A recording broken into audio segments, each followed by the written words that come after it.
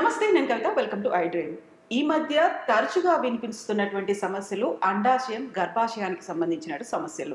చిన్న వయసులోనే ఎందుకని ప్రాబ్లమ్స్ వస్తున్నాయి, వాటిని తొలగించాల్సినటువంటి పరిస్థితి ఏర్పడుతోంది.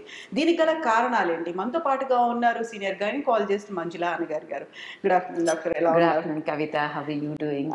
Good ma'am. సో ఈ మధ్య కాలంలో వెరీ యంగ్ ఏజ్ లోనే వస్తున్నటువంటి ఈ ప్రాబ్లమ్స్, ఓవరీస్ తీసేయాలి లేకుంటే యూట్రస్ తీసేయాలి, ఎందుకని వస్తుంది అలా?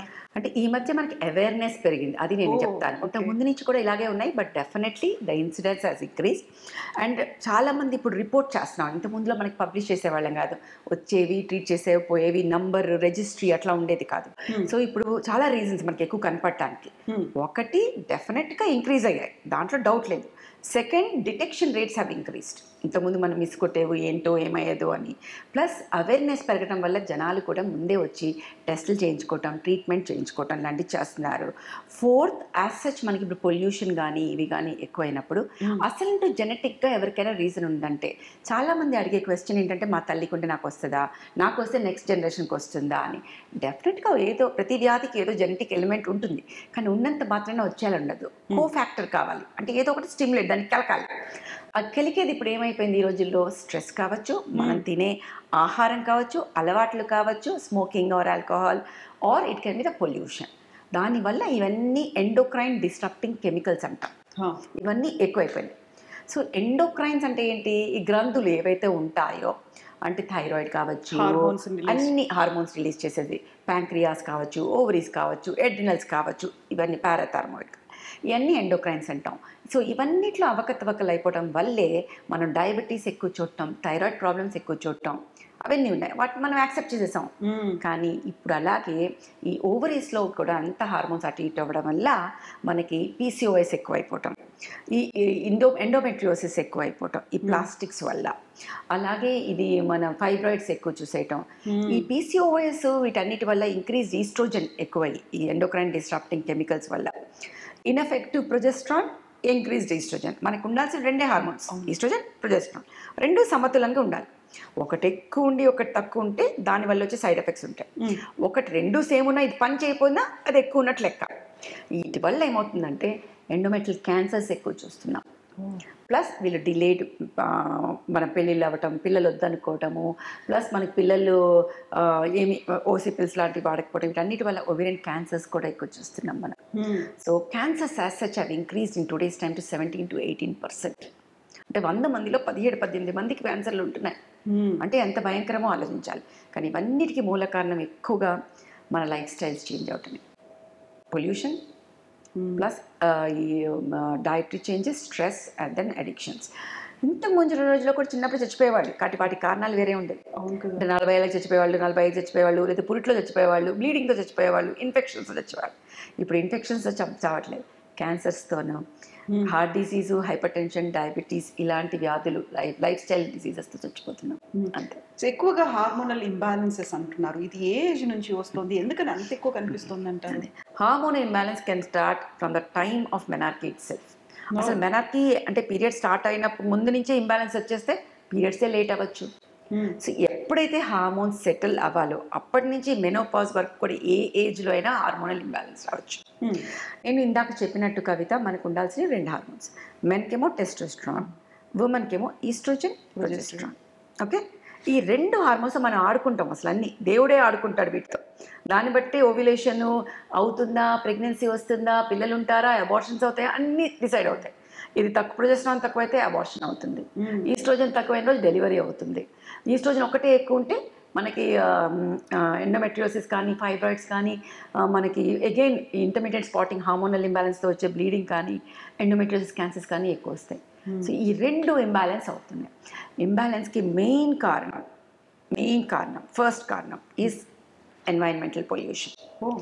దాంట్లో very important plastics nearer to the genital tract. అంటే శానిటరీ నాప్కిన్స్లో మనం ఉండే ప్లాస్టిక్స్ గర్భాశయం దగ్గరికి, అండాశయం దగ్గరికి ఏదైతే ఉంటుందో వాటి నుంచి నిలువరించే ఈ ఎండోక్రైన్ డిస్ట్రప్టింగ్ కెమికల్స్, డయాక్సిన్స్ ఏమంటే ఉంటాయో, that will cause more of this hormonal imbalance.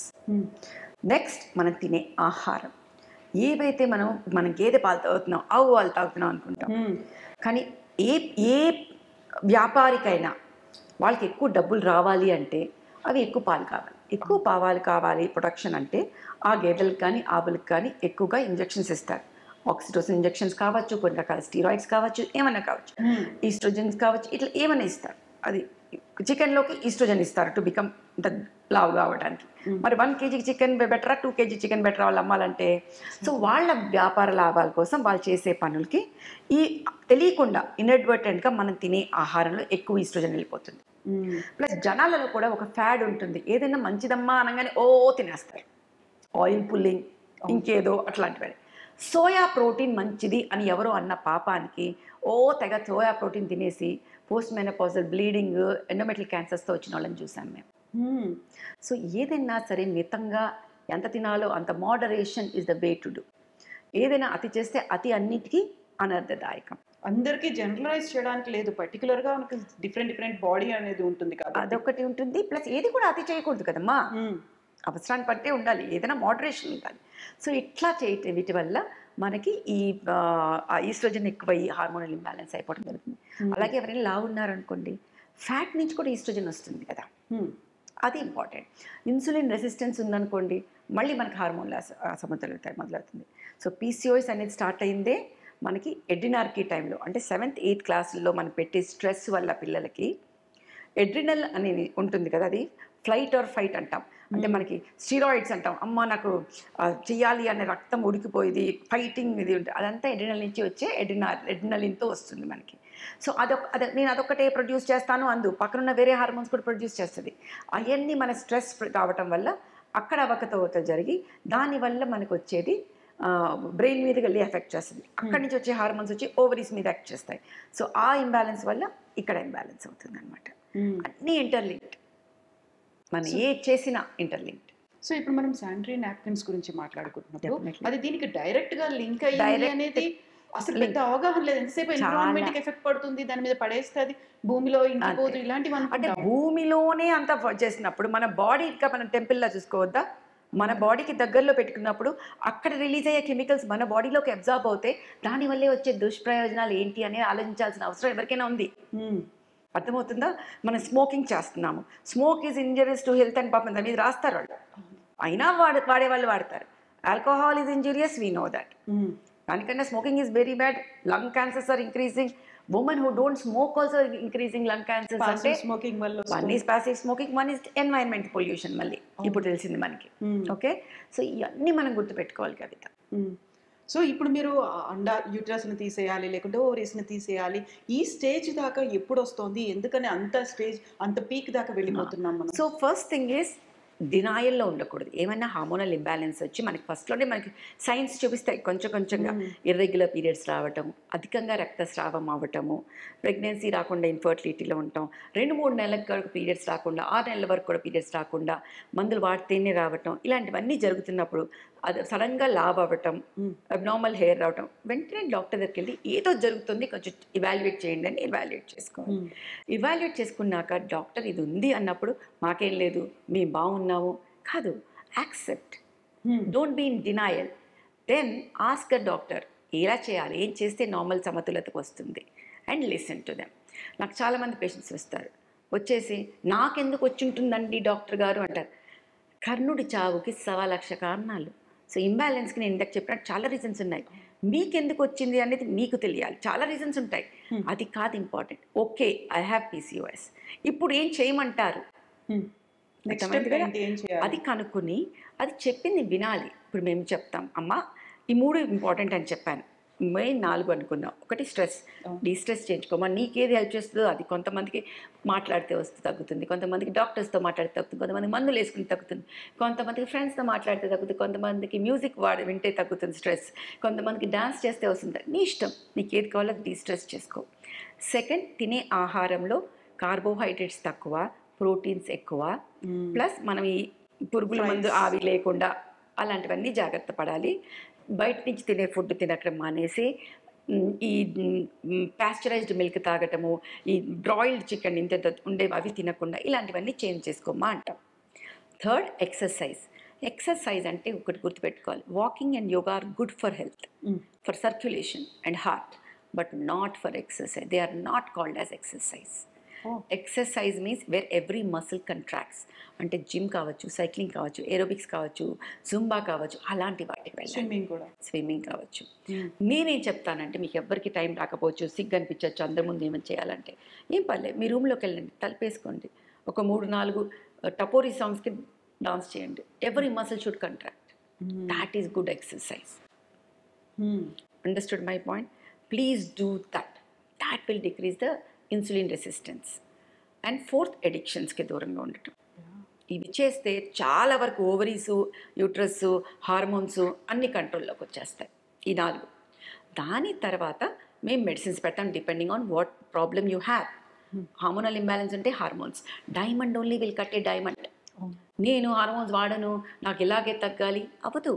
ముందు సెటిల్ చేసుకోండి, దాని తర్వాత మెయింటైన్ చేసుకుంది కానీ. సో హార్మోన్ల అసమతులత is more dangerous, disease is more dangerous, medicines are not dangerous. So వాటిని సెటిల్ చేయాలి ఫస్ట్ మనం. సో వాటిని సెటిల్ చేసిన తర్వాత ఇన్సులిన్ రెసిస్టెన్స్ ఉంటే వాటికి మందులు ఇస్తాం, ఏమైతే వాటికి మందులు ఇస్తాం. ఇవన్నీ చేసుకుంటే రెగ్యులర్గా 6 monthsకి ఒకసారి డాక్టర్ని కలిస్తే ఈ యూట్రస్ తీయాలి, ఓవరీస్ తీయాలి లెవెల్ వరకు వెళ్ళకుండా చాలా వరకు నియంత్రించవచ్చు. తర్వాత అలాంటి ప్రాబ్లమ్స్ వచ్చినప్పుడు కూడా హార్మోనల్ ట్రీట్మెంట్, తర్వాత మిరీనా అనేది ఉంటుంది, ఇంట్రాయూట్రైన్ డివైస్. అంటే యూట్రస్ చేయాల్సిన అవసరం లేకుండా అధిక రక్తస్రావం అవుతాయి. అది కూడా మనకి పని చేయలేదు అంటే TCRE అని ఉంటుంది, అంటే గర్భాశయం లోపల పొరని ఎలక్ట్రిసిటీతో తీసేయటం. అది కూడా పని చేయనప్పుడు మాత్రమే ఇంకా వేరే వ్యాధులు, ఎడినోమయోసిస్ లాంటి వ్యాధులు వచ్చేసి, క్యాన్సర్ లాంటి, అప్పుడు మాత్రమే మనం అనివార్య కార్యాలయాల్లో మాత్రమే యూట్రస్ తీయాల్సిన అవసరం రావాలి. ప్రతి చిన్నదానికి యూట్రస్ తీయాల్సిన అవసరం రాకూడదు. మినిమల్ ఇన్వేజివ్ వేరే టెక్నిక్స్ అన్నీ కూడా ఉన్నాయి, అది గుర్తుపెట్టుకోవాలి. సో ఇప్పుడు సేమ్ ఏ కండిషన్ లో 2 తీసేయాల్సిన అవసరం వస్తుంది? ఒక్కోసారి అండాశయం, ఒక్కోసారి గర్భాశయం తీసేయాలి. ఇప్పుడు ఓవరీస్ లో కణితలు వస్తే ఒట్టి కణితలు తీస్తాం. ఓవరీస్ మనము యూజువల్గా 99.9% ఓవరీస్ తీయం, అస్సలు తీయం. మెనోపాజ్ వచ్చేనాక కూడా మేము తీయం యూజువల్గా. Okay, only time when very rarely they will be removed is when ovaries are having a border line cancer or cancers, అంతే. లేకపోతే very rarely again grade 4 endometriosis, recurrent endometriosis ఉంటే తప్పితే మిగతా అన్ని కండిషన్స్లో ఓవరీస్ మాత్రం తీయకుండా ఉండడానికే సెట్ చేస్తాం, టెస్టులు తీస్తాం. అదే గర్భాశయం సంబంధించి, గర్భాశయంకి వచ్చేసి అది కొంచెం లిబరల్. ఎడినోమయోసిస్ అనే వ్యాధిలో మాత్రం కొంచెం చిన్న వయసులో అయినా 37-38కైనా తీయడానికి, ఎందుకంటే క్వాలిటీ ఆఫ్ లైఫ్ ఎఫెక్ట్ అవుతుంది. ఫైబ్రాయిడ్స్ ఉంటే ఒట్టి ఫైబ్రాయిడ్స్ తీయడానికి చూస్తూ ఉంటాం. ఎడినోమయోమా ఉంటే ఒట్టి ఎడినోమయోమా తీస్తాం. ఇంకే వ్యాధి ఉన్నా కూడా హార్మోనల్ ఇంబ్యాలెన్స్ వచ్చి మెడిసిన్స్ వాడతాము, లేకపోతే మిరీనా వాడతాము, లేదంటే TCRE, దెన్ హిస్టరెక్టమీ. అంటే మెడిసిన్స్, మెడికల్ మేనేజ్మెంట్ వాడిన తర్వాత కూడా ఇంప్రూవ్ అవ్వలేదు, అప్పుడే మాత్రమే అవి తీయటం జరుగుతుంది. 2 కలిసి తీసేవి అంటే క్యాన్సర్స్లో మాత్రమే యూజువల్గా, వెరీ రేర్లీ ఎండోమెట్రియోసిస్, బాగా grade 4 ఎండోమెట్రియోసిస్ ఉంటే అలాంటప్పుడు మాత్రమే పాన్ హిస్టెక్టమీ చేయడం జరుగుతుంటుంది. సో యూజువల్గానే ఇవి తీసేసిన తర్వాత వచ్చేటువంటి ఎఫెక్ట్స్ మిగతా ఆర్గాన్స్తో పోలిస్తే మనకున్నటువంటి యూట్రస్, ఓవరీస్ దీన్ని తీసినప్పుడు ఒక రకమైన ట్రామాలోకో లేకుంటే ఒక హెసిటేషన్లోకో వెళ్ళిపోతారు కదా. Definite. So there are lot of changes which happen. నేను అందరికీ సింపుల్ భాషలో చెప్పాలి అంటే, మనకి కూరలో సాల్ట్ ఎంత ఇంపార్టెంటో హార్మోన్స్ అనేవి అంత ఇంపార్టెంట్ బాడీకి. అలా అని ఎక్కువ సాల్ట్ వేసుకుంటే ఏమవుతుంది, తినలేము, and that will lead to problems, brain స్వెల్లింగ్తో సహా అన్ని ఎడిమా వచ్చి. తక్కువ సాల్ట్ ఉంటే ఏమవుతుంది, మళ్ళీ కిడ్నీ ప్రాబ్లం రావచ్చు, ఎక్కువ ఉంటే బీపీ పెరగచ్చు, అన్నీ అవ్వచ్చు. తక్కువ ఉన్న ప్రాబ్లమ్ ఇస్తే, ప్రతి సెల్ హ్యాస్ టు లివ్ అంటే మనకి సాల్ట్ అవసరం బాడీలో. సాల్ట్, సాంబారు అని ఊరికే అన్నారు మనకి, ఓకేనా. ప్రోటీన్ అండ్ సాల్ట్, సోడియం తగ్గిపోతే బ్రెయిన్ ఎడిమా వస్తుంది, మనము దాన్ని ఒక డిసోరియంటేషన్లో కూడా వెళ్ళిపోతూ ఉంటాం అనమాట. అట్లా సో సాల్ట్ టు టేస్ట్ అనేది మనం అందరూ అనేది అట్లా. సో బాడీలో కూడా ఉండాల్సిన హార్మోన్స్ ఉండాలి, అవి లేకపోతే lot of changes will come. What are the changes? Early changes, late changes. Early changes ఏం జరుగుతాయి అంటే వాసోమోటర్ అంటాం. ఫస్ట్ వచ్చేది వేడి గాల్పులు, మనకి చెమటలు ఎక్కువ సడన్గా వచ్చేసేయటము, అవి జరగటం జరుగుతుంటుంది అనమాట. అసలు యూ కెనాట్ లివ్, ఒకటేసారి ఫ్లాషెస్ వచ్చేస్తాయి. ఓకే, సెకండ్ వచ్చేసేసి మనకి ఈ వెజైనల్ అవి చేంజెస్ వచ్చేస్తాయి అనమాట. అంటే డ్రైనెస్, రికరెంట్గా యూరినరీ ట్రాక్ట్ ఇన్ఫెక్షన్స్ రావటము, అండ్ అక్కడ తిన్గా అయిపోయి డిస్పెరూనియా, హస్బెండ్ వైఫ్ రిలేషన్షిప్ ఇది అవ్వటము, పీరియడ్స్ ఎలాగో ఆగిపోతాయి, ఇవన్నీ జరుగుతాయి.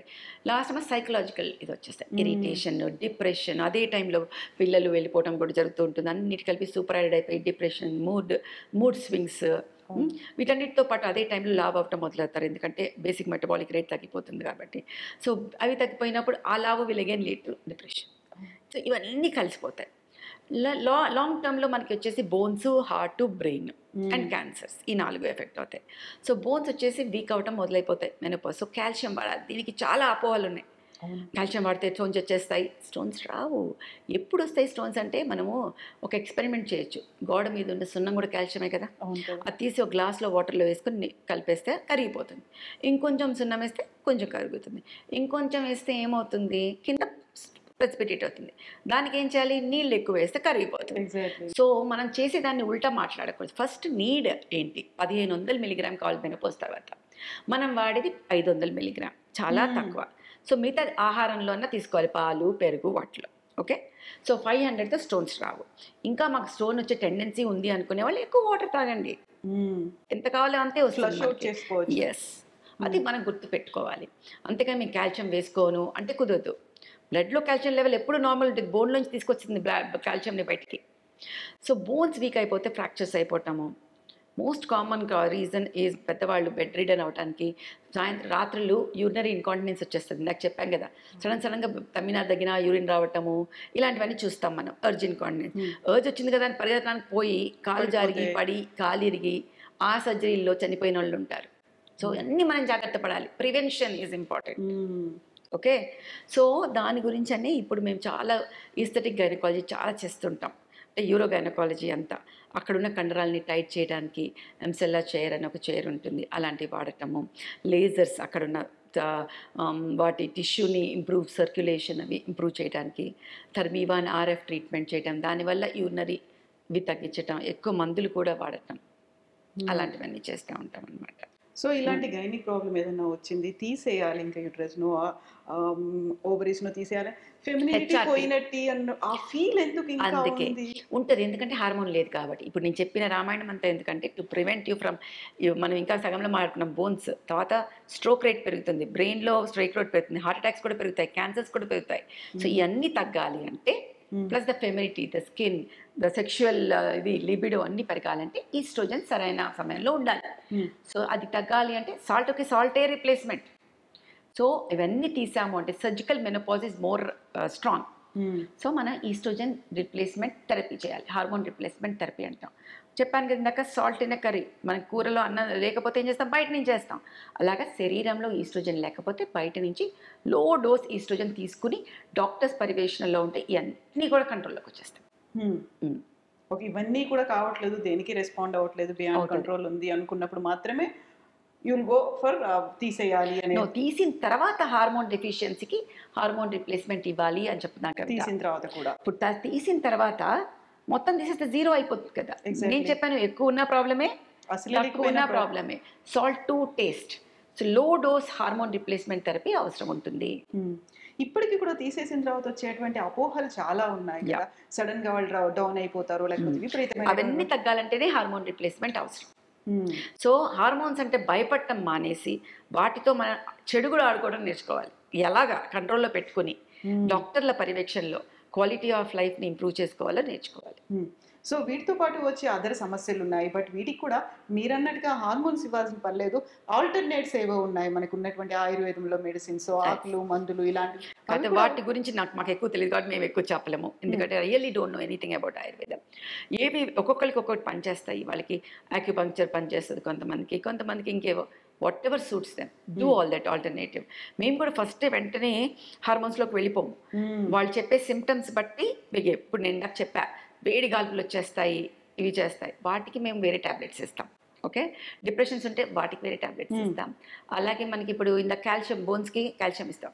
వీటి అన్నిటికన్నా ఇంకా డ్రైనెస్ వాటికి నేను ఇందాక చెప్పా, ఎంసెల్లా, థర్మీవా, లేజర్స్, అన్నిటికన్నా ఇంకా తప్పదు హార్మోన్స్ అనుకున్నప్పుడు మాత్రమే very low dose 0.3 milligrams, 1 milligram కూడా కాదు, 0.3 మిలీగ్రామ్ హార్మోన్ అవసరం అనుకుంటే వాడాలి, అంతే. సో ఇప్పుడు తొలగించడానికి ఉన్నటువంటి సర్జరీస్ కూడా మోడర్న్ టెక్నిక్ యూజ్ చేస్తారా, ఎలా ఉంటుంది? అన్ని మోడర్న్ టెక్నిక్స్ ఇప్పుడు అంతే మనము. కానీ ఇంకా కూడా కొంతమంది ఉన్నారు ఓపెన్లో బెటర్ అంట కదా అనేసి, అది అపోహల నుంచి బయటకు రావాలి. ప్రతి ఏ సర్జరీ అయినా మనం మినిమల్ ఇన్వేజివ్ సర్జరీలో చేయొచ్చు. వెజనల్ కావచ్చు, వీనోట్స్ కావచ్చు, laparoscopy and robotics and hysteroscopy, ఎన్ని ప్రొసీజర్స్ ఉన్నాయి ఏ ప్రొసీజర్ చేయడానికైనా. సో చిన్న చిన్న హోల్స్లో 2, 3, 5 mm హోల్స్లో నుంచి వెళ్ళి మనం ఆ యూట్రస్ని, ట్యూబ్స్ని, ఓవరీస్ అన్నీ తెచ్చు. ఒక్కటి గుర్తుపెట్టుకోవాలి, when 3.5 kg or 3 kg baby vagina నుంచి బయటకు రాగలిగినప్పుడు ఈ చిన్న యూట్రస్ రావడం ఎంతసేపు వస్తుంది. లాప్రోస్కోపీలో పైనుంచి అంత వాటిని ఉన్న లిగమెంట్స్ అన్నిటిని సెపరేట్ చేస్తే కింద నుంచి యూట్రస్ వచ్చేస్తుంది. అది గుర్తుపెట్టుకోవాలి. ఎప్పుడైనా సరే laparoscopy and robotic is better than any other type. ఎందుకు అని అంటే మనకి కళ్ళు ఎదురకుండా మనకు కనిపించి కాంప్లికేషన్స్ లేకుండా సర్జరీ చేసి వెంటనే పేషెంట్ని లేపి నడిపించి నార్మల్ ఫుడ్ పెట్టి every activity can start. 6 weeks వరకు కొన్ని జాగ్రత్తలు చెప్తాం.